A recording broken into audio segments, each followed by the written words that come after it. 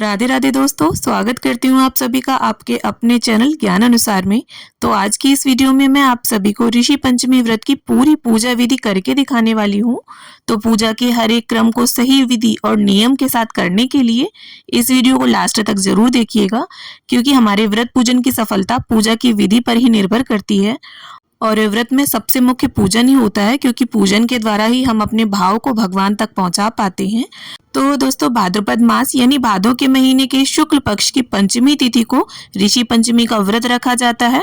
और ऋषि पंचमी का व्रत रजस्वला धर्म के होने पर जो भी हमसे गलतियां हो जाती हैं, उन सभी दोषों से मुक्ति के लिए रखा जाता है। क्योंकि जब भी हम मासिक धर्म में होते हैं तो जाने अनजाने हमसे कई गलतियां हो जाती हैं और उनका दोष हमें लग जाता है। तो उन सभी दोषों के निवारण के लिए ऋषि पंचमी का व्रत रखा जाता है। तो देखिए, व्रत में पूजा करने के लिए सबसे पहले पंचमी की तिथि पर सुबह सवेरे स्नान आदि से निवृत्त होकर एक साफ सुथरी जगह चुन लें और पाटा या चौकी बिछाकर उसके ऊपर पीला या सफेद रंग का आप वस्त्र बिछा लें, क्योंकि पीला रंग जो होता है वो संतों को प्रिय होता है। और पीला ना हो तो आप सफेद भी बिछा सकते हैं। अब सबसे पहले फूलों का आसन देते हुए मैं यहाँ पर कलश स्थापना कर लूंगी। तो यहाँ एक लोटा लिया है मैंने पीतल का, उसके ऊपर स्वस्तिक का चिन्ह बना लिया है, कंठ पर मोली बांध ली है और कलश के अंदर मैंने पंच पल्लव सजा लिए हैं। जल, गंगा जल, सिक्का, सुपारी, हल्दी की गांठ, ये सभी सामग्री हमने कलश के अंदर डाल ली है। अब एक प्लेट पर थोड़े से फूल रखते हुए हम कलश के ऊपर रख लेंगे और यहाँ पर दीपक प्रज्वलित करके मैंने रख लिया है। तो यहाँ पर दीप कलश की मैंने स्थापना की है। आप चाहें तो जटा वाले नारियल को रखकर श्री कलश की भी स्थापना कर सकते हैं। अब इसके बाद फूलों का आसन देंगे हम 7 जगह पर, छोटे छोटे पुंज बना लेंगे। तो ऋषि पंचमी का जो व्रत है वो हरितालिका तीज के एक दिन बाद आता है। जैसे तीज, चतुर्थी और पंचमी के दिन हमें ऋषि पंचमी का व्रत रखना होता है। तो यहाँ पर सुपारी के रूप में मैं सप्तऋषियों को विराजमान करूंगी। आप चाहें तो मिट्टी से भी सप्तऋषियों का निर्माण कर सकते हैं। और देखिए, कहीं कहीं पर डायरेक्ट पटे पर ही हल्दी का चौका लगाकर और घी से सप्तऋषियों की आकृति बनाकर पूजा की जाती है। तो जैसा आपके यहाँ होता हो आप उस परंपरा को फॉलो करें, या अगर आप पहली बार व्रत कर रहे हैं तो इस विधि से आप पूजा कर सकते हैं। अब फूलों का आसन देते हुए हम गणपति जी को विराजमान कर लेंगे। तो देखिए, ऋषि पंचमी के व्रत में आप कलश स्थापना जरूर से करें, क्योंकि साल भर में आने वाला व्रत है और सभी देवी देवताओं के आह्वान के लिए हमें कलश स्थापना तो करनी ही चाहिए। अब इसके साथ ही देखिए, हल्दी पाउडर में थोड़ा सा गंगा जल डालकर मैंने अरुंधति माता का निर्माण कर लिया है। और आप चाहें तो हल्दी की गांठ के रूप में भी अरुंधति माता को विराजित कर सकते हैं। तो इस प्रकार से फूलों के आसन पर हमने उन्हें विराजमान कर लिया है। अब थोड़े से फूलों का आसन देते हुए ऋषि पंचमी व्रत कथा की पुस्तिका को भी हम यहीं चौकी पर रख लेंगे। अब देखिए, सभी को चौकी पर विराजित करने के बाद सीधे हाथ में थोड़े से पुष्प लेकर हम सप्तऋषियों का आवाहन करेंगे कि हे सप्तऋषियों, हे अरुंधति माता, ऋषि पंचमी के व्रत पूजन हेतु मैं आप सभी का आवाहन करती हूँ। कृपा करके यहाँ विराजमान हो और हमारी पूजा अर्चना को स्वीकार करें।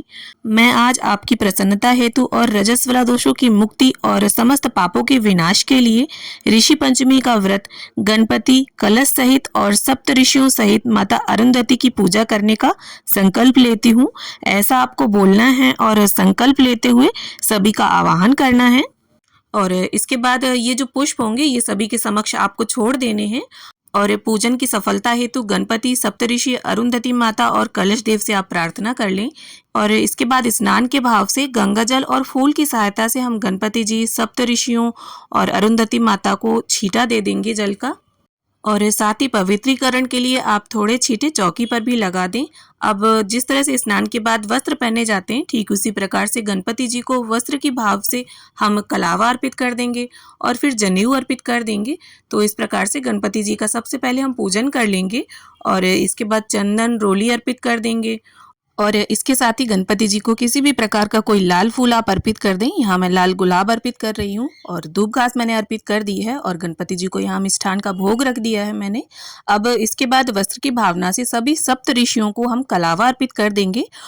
और यहाँ पर अगर आप चाहें तो सभी सातों ऋषियों के अलग अलग नाम लेते हुए भी उनका पूजन कर सकते हैं। और यहाँ पर मैंने वस्त्र के भाव से कलावा अर्पित किया है। आप चाहें तो 1.25 मीटर सफेद या पीला वस्त्र भी चढ़ा सकते हैं।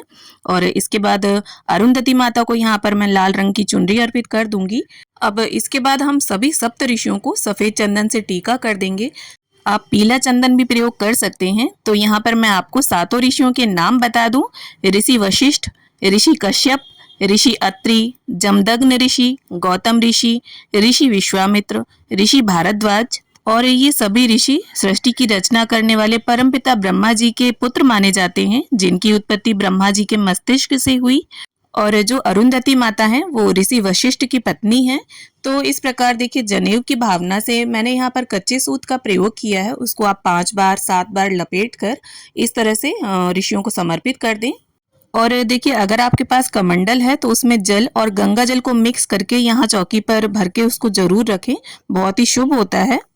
अब इसके साथ ही सभी सप्त ऋषियों का मन में ध्यान करते हुए मैं गेंदे के फूल सभी को अर्पित कर दूंगी।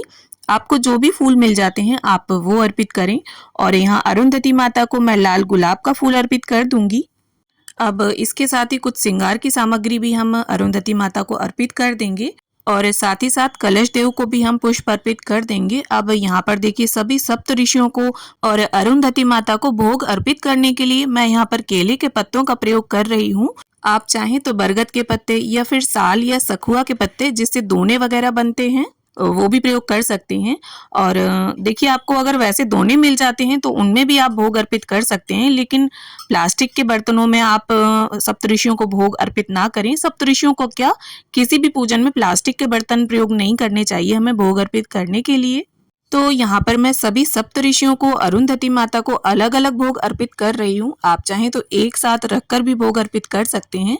तो जो भी मिष्ठान, मेवे, फल जो भी हो आपके पास, आप इस प्रकार से सभी को वो अर्पित करें। और देखिए, यहाँ पर एक विशेष बात मैं आपको बताना चाहूंगी कि ऋषि पंचमी के व्रत में आपको हल से जुती हुई कोई भी वस्तु ग्रहण नहीं करनी होती है। और ऋषि पंचमी के व्रत में यह एक बहुत ही विशेष नियम होता है जिसका आपको पालन करना ही चाहिए। और आप वीडियो में देख सकते हैं, मैंने पूजन में किसी भी प्रकार के अनाज का प्रयोग नहीं किया है।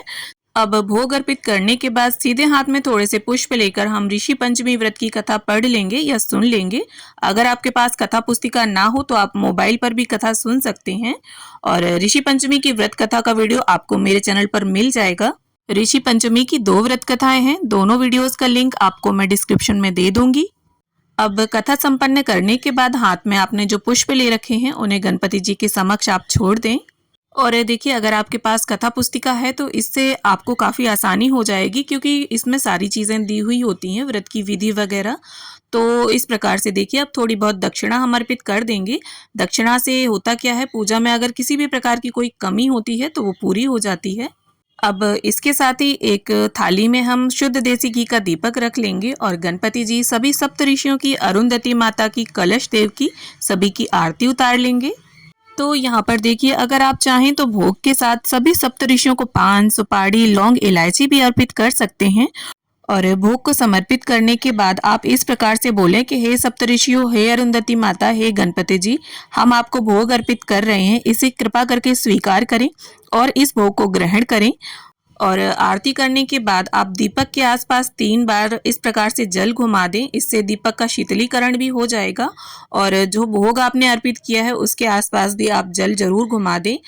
और इसके बाद हाथ जोड़कर सभी से पूजा में रही कमियों के लिए क्षमा याचना कर लें कि हे सप्तऋषियों, हे अरुंधति माता, अगर जाने अनजाने हमसे पूजा में किसी भी प्रकार की कोई भूल हो गई हो तो हमें क्षमा करें और हमारे व्रत पूजन को स्वीकार करें।